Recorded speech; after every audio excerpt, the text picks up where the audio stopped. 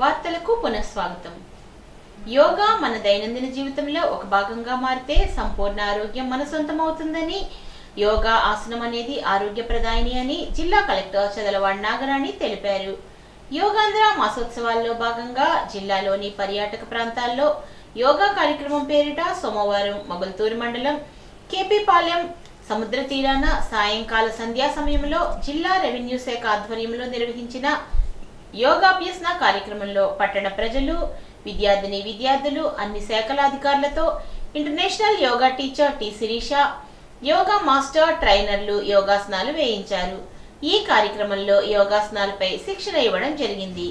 ఈ కార్యక్రమానికి ముఖ్య అతిథులుగా జిల్లా కలెక్టర్, నర్సాపురం ఎమ్మెల్యే మరియు ప్రభుత్వ విప్ బొమ్మిడి నాయకర్, జిల్లా ఎస్పీ, జిల్లా జాయింట్ కలెక్టర్ హాజరై యోగాసనాలు వేసి అందరిలోనూ స్ఫూర్తిని నింపారు.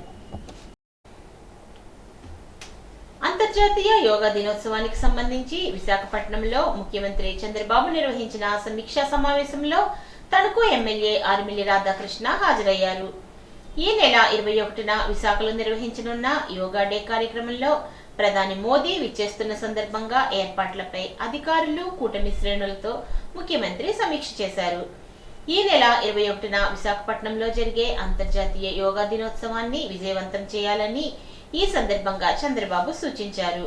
ఎమ్మెల్యే ఆర్మిల్లి రాధాకృష్ణ, మంత్రి లోకేష్ కలిసి ఏర్పాట్లపై సమీక్షించారు.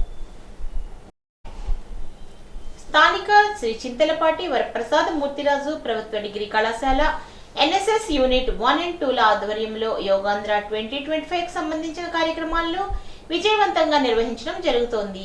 విద్యార్థులు, అధ్యాపకులు, అధ్యాపకేతర సిబ్బంది అందరూ మెడిటేషన్తో తరగతులను ప్రారంభించడం జరిగిందని, వేసవి సెలవుల తర్వాత కళాశాల తిరిగి ప్రారంభించబడినదని, మానసిక, శారీరక జాగృతి, ఆరోగ్యం కోసం మెడిటేషన్, యోగాలు ఎంతో ఉపకరిస్తాయని ప్రిన్సిపల్ డాక్టర్ పి నిర్మల కుమారి పేర్కొన్నారు. ప్రాథమిక ఆరోగ్య కేంద్రం గణపవరం పరిధిలోని అన్ని సచివాలయాల్లోని ఆరోగ్య కార్యకర్తలు, హెల్త్ అసిస్టెంట్లు, ఆశా కార్యకర్తలు, అంగన్వాడీ కార్యకర్తలు, సచివాలయ సిబ్బందితో వైద్యాధికారి డాక్టర్ కె ఓంకార్నాథ్ ఆధ్వర్యంలో గణపవరం 2 సచివాలయ పరిధిలోని అంగన్వాడీ కేంద్రం అతిసార నిరోధక కార్యక్రమం నిర్వహిస్తున్నట్లు వైద్యాధికారి తెలిపారు. నీళ్ల విరేచనాలు 5 సంవత్సరంలో పిల్లలకైతే వారిని 15 రోజులు ప్రత్యేకంగా సర్వే చేసి ఓఆర్ఎస్ ద్రావణం మరియు జింక్ టాబ్లెట్ల ద్వారా చికిత్స చేస్తామని వైద్యాధికారి తెలిపారు. విజయవాడ ప్రజాప్రతినిధుల కోర్టుకు సోమవారం మంత్రి రామానాయుడు హాజరయ్యారు. మళ్లీ ఈ నెల 23వ తేదీకి వాయిదా వేశారు. 2019 ఆగస్టులో వైసీపీ ప్రభుత్వం అక్రమంగా అరెస్ట్ చేసి పోలీస్ స్టేషన్లో నిర్బంధించిన ఆశా వర్కర్లకు న్యాయపరంగా అండగా నిలిచిన మంత్రి రామానాయుడుతో పాటు పలువురు పార్టీ శ్రేణులపైన నాడు అక్రమ కేసులు నమోదైన విషయం తెలిసిందే. అప్పటి నుండి గత 5 ఏళ్లుగా విజయవాడ ప్రత్యేక కోర్టుకు హాజరవుతున్నారు. ఈ సందర్భంగా మంత్రి మాట్లాడుతూ, ప్రజాస్వామ్యం, రాజ్యాంగం, రెడ్ బుక్ గురించి వైసీపీ నాయకులు మాట్లాడుతుంటే దెయ్యాలు వేదాలు వల్లించినట్లుగా ఉంది అన్నారు. తొలిసారి 2014లో, రెండవసారి 2019లో ఎన్నికల్లో పోటీ చేసిన సమయంలో ఎన్నికల కమిషన్ కు నా పైన ఒక్క ఎఫ్ఐఆర్ కేసు కూడా లేవని ఎన్నికల అఫిడవిట్ దాఖలు చేశానని, మూడోసారి 2024లో మాత్రం నాపై 25 కేసులు నమోదైనట్లుగా అఫిడవిట్ దాఖలు చేయాల్సి వచ్చిందని అన్నారు. జగన్ 5 ఏళ్ల పాలనలో కక్షలు, కేసులు, వేధింపులతో సాగింది అనడానికి నా పైన నమోదైన 25 అక్రమ కేసులే నిదర్శనమని ఆయన అన్నారు. సత్యమేవ జయతేని నమ్ముకొని పనిచేస్తున్న పార్టీయే తెలుగుదేశం పార్టీ అని, చివరకు సత్యమే గెలుస్తుందని మంత్రి రామానాయుడు పేర్కొన్నారు.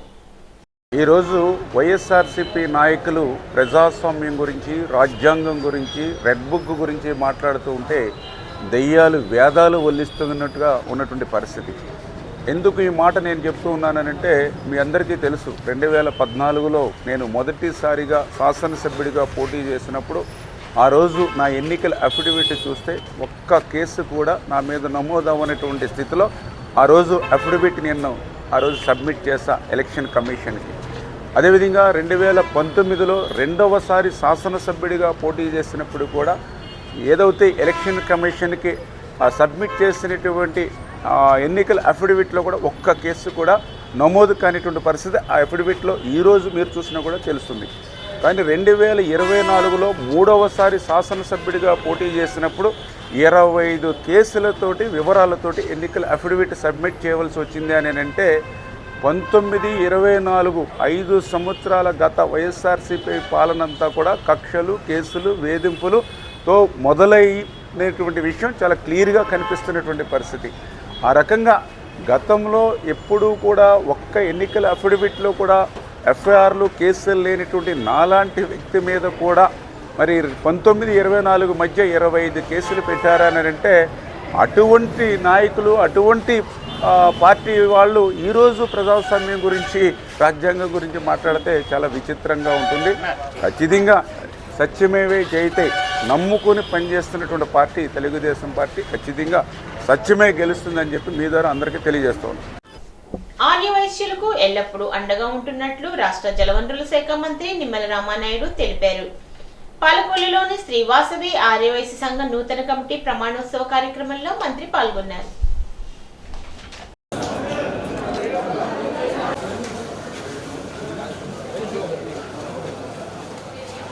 ఆర్యవైశ్యులు అంటే నాకు ఎప్పుడు కూడా ఒక గౌరవం, అభిమానం, ఒక ప్రేమ.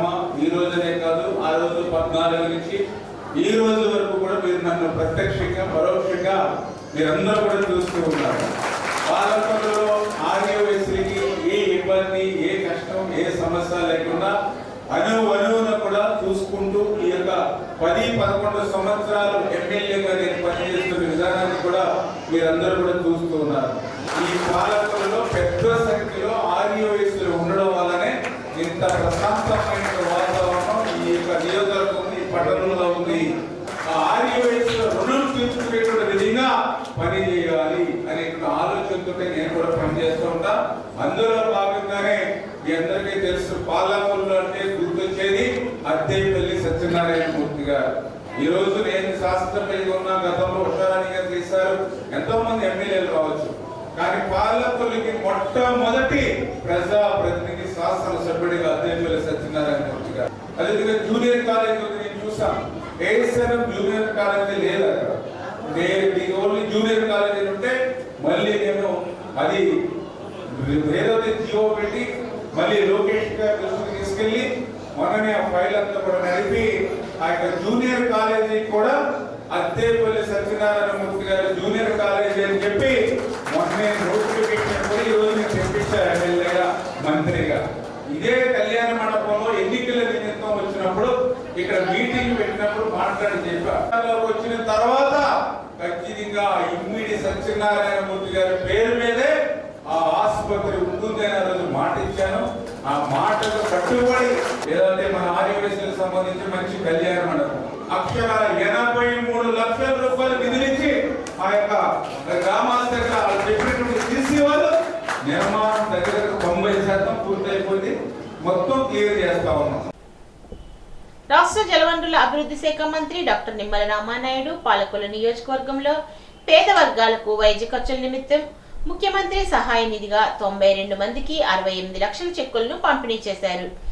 నాడు జగన్ 5 ఏళ్ల పాలనలో ముఖ్యమంత్రి సహాయ నిధులను సైతం ప్రక్కదోవ పట్టించి పేదలకు వైద్యాన్ని పూర్తిగా దూరం చేశారు అని ఆరోపించారు. నేడు చంద్రబాబు అధికారంలోకి రాగానే మానవత్వంతో ముఖ్యమంత్రి సహాయ నిధిని పునరుద్ధరించారని, కూటమి ప్రభుత్వం 11 నెలల పాలనలో 50,235 మందికి సుమారు 349 కోట్ల వైద్య సాయం అందించారని అన్నారు. జగన్ 5 ఏళ్ల పాలనలో రాష్ట్రం విధ్వంసమే కాకుండా ఆర్థిక వ్యవస్థను కూడా చిన్నాభిన్నం చేసి చిల్లుకుండా ఇచ్చి వెళ్లిపోయాడని ఆరోపించారు.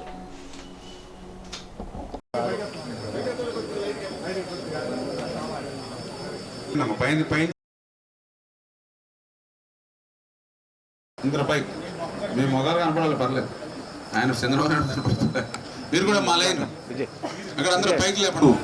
92 మంది చెక్కులు అందుకున్నటువంటి మీరందరూ కూడా దగ్గర 68 లక్షల రూపాయలు ఈరోజు చెక్కులు రూపంలో అందుకున్నటువంటి మీరందరూ కూడా ఆరోగ్యం బాగుండాలని, నిండు నూరేళ్లు ఆనందంగా సంతోషంగా మీరందరూ ఉండి కోలుకోవాలని చెప్పి మీ అందరి తరఫున కూడా చంద్రబాబు నాయుడు గారు అదేవిధంగా పవన్ కళ్యాణ్ గారి యొక్క ఆశీస్సులు మీ అందరికీ కూడా ఉండాలి. మీరందరూ కూడా తొందరగా కోలుకుని పూర్తి ఆరోగ్యంతో ఉండాలని మీ అందరి తరపున దేవుని కూడా ప్రార్థిస్తూ ఆంధ్రప్రదేశ్ రాష్ట్ర రోడ్డు రవాణా సంస్థ ఏలూరు జిల్లా ప్రజా రవాణా శాఖ అధికారిగా శ్రీమతి ఎస్కే షబ్నం ఈ రోజు బాధ్యతలు చేపట్టారు. ఇంతవరకు తాను రాజమండ్రి డిపో మేనేజర్ గా పనిచేశానని, అంతకుముందు తణుకు డిపో మేనేజర్ గా పనిచేసిన అనుభవం కూడా ఉందని, ప్రయాణికులకు కావలసిన మంచి బస్సులను ఏర్పాటు చేసి ప్రయాణంలో ఎలాంటి ఒడిదుడుకులు లేకుండా తగిన జాగ్రత్తలు తీసుకుంటామని, అదేవిధంగా 3 డిపోలలోని డిపో మేనేజర్లు, సూపర్వైజర్లు సిబ్బందితో కలిసి ఒక యూనిటీగా సమిష్టిగా పనిచేస్తామని, కార్మికులకు ఎలాంటి సమస్యలున్నా జాగ్రత్తగా పరిశీలించి పరిష్కరిస్తామని, ప్రయాణికులకు మరింత మెరుగైన సేవలు అందించడానికి కృషి చేస్తానని, డిపో మేనేజర్గా తనకు 14 సంవత్సరాల సుదీర్ఘ అనుభవం ఉందని ఆమె తెలియజేశారు. ఏలూరు జిల్లా జీలుగుమిల్లి జిల్లా పరిషత్ ఉన్నత పాఠశాలకు చెందిన కలపర్తి సాయి కుమార్ 600 మార్కులకు 568 మండల్ ఫస్ట్, షేక్ సమీరా 600కు 515 మండల్ సెకండ్ విద్యార్థులు ఏపీ ప్రభుత్వం అందిస్తున్న షైనింగ్ స్టార్స్ అవార్డులు అందుకున్న సందర్భంగా సోమవారం ఎమ్మెల్యే బాలరాజు ఆయన క్యాంప్ కార్యాలయం బరింకలపాడులోని విద్యార్థులను అభినందించి శుభాకాంక్షలు తెలియజేశారు. వారి ఉన్నత చదువులకు అన్ని విధాలుగా సహకరిస్తామని, తన సొంత నగదును 10,000 రూపాయల చెక్ను కూడా ప్రైజ్ మనీగా విద్యార్థులకు అందజేశారు. సమాజంలో విద్య అనేది చాలా ముఖ్యమైనదని, విద్యతోనే సామాజిక గౌరవము, పేరు, హోదా సంపాదించవచ్చునని ఎమ్మెల్యే అన్నారు. ఈ కార్యక్రమంలో మండల ప్రెసిడెంట్ పసుపులేటి రాము, ఉపాధ్యాయులు, విద్యార్థులు పాల్గొన్నారు. మండవల్లి శివారు తరుగుమూల లేఅవుట్లో పేదలకు ఇచ్చిన ఇందిరమ్మ కాలనీ స్థలాల్లో కామన్ స్థలాన్ని పోలీస్ స్టేషన్ నిర్మాణానికి కేటాయించడం దారుణమని, ఇందిరమ్మ కాలనీ లబ్ధిదారులకు అన్యాయం చేయడాన్ని నిరసిస్తూ సిపిఎం ఆధ్వర్యంలో సోమవారం మండవల్లి తరుగుమూల ఇందిరమ్మ కాలనీ లబ్ధిదారులు ఏలూరు కలెక్టరేట్ ముందు ధర్నా నిర్వహించారు. మా స్థలాల్లో పోలీస్ స్టేషన్ నిర్మాణం ఆపాలని, మా స్థలాలు పూడిక చేసి ప్రభుత్వమే ఇళ్ల నిర్మాణం చేయాలని నినాదాలు చేశారు.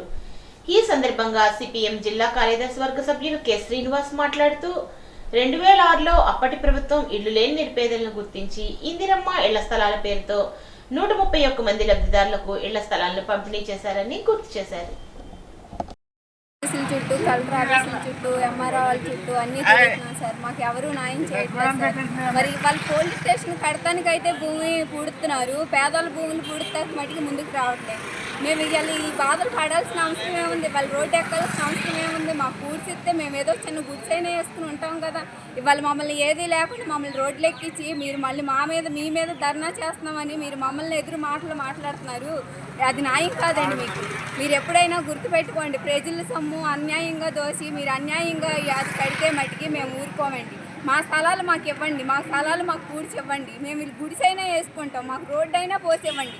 నా భర్త లేడు, నేను ఎలా బతకాలి? నాకు అద్దె కట్టుకుంటే స్తోమత లేదు, గుడిసెలో ఉంటున్నాను, పొమ్మంటున్నారు అద్దె కట్టకుండా. ఎవరు కడతారండి? నాకు వెనక ముందు ఎవరు చుట్టాలు లేరు. నేను ఒక్కదాన్ని, నాకు 2 పిల్లలు, వాళ్ళిద్దరు పిల్లలు చదివించుకోవాలి. నాకు ఎవరు తెచ్చిస్తారండి? ఒకసారి నా మొర ఆలకించండి. మీరు ఆలకించి కోరి నాకు మరి న్యాయం చేయమని అర్జెంటుగా మాకు పట్టాలు మాకు ఇచ్చి ఆ స్థలం పూడ్చమని అడుగుతున్నామండి. పోలీస్ స్టేషన్ కడితే మట్టికి మేము ఊరుకోమండి. మా అవసరమైతే నా ప్రాణమైనా వదులుకుంటానండి. ఇది మట్టికి శబ్దం చేస్తున్నానండి. నర్సాపురం వైఎస్ఆర్ కాంగ్రెస్ పార్టీ కార్యాలయంలో కూటమి ప్రభుత్వం ఏడాది పాలనపై పద్యాల పుస్తకాన్ని జిల్లా వైసీపీ అధ్యక్షుడు ముదునూరి ప్రసాద్ రాజు ఆవిష్కరించారు. జగన్ అంటే నమ్మకమని, చంద్రబాబు అంటే మోసమని వారు విమర్శించారు. ఈనాటి బంగారు మాట: మన మీద మనకు ఉండే నమ్మకం శత్రువుని భయపెడుతుంది, మన మీద మనకు ఉండే అపనమ్మకమే శత్రువు బలాన్ని పెంచుతుంది. చాణక్యుడు. ఈ వార్తలు ఇంతటితో సమాప్తం.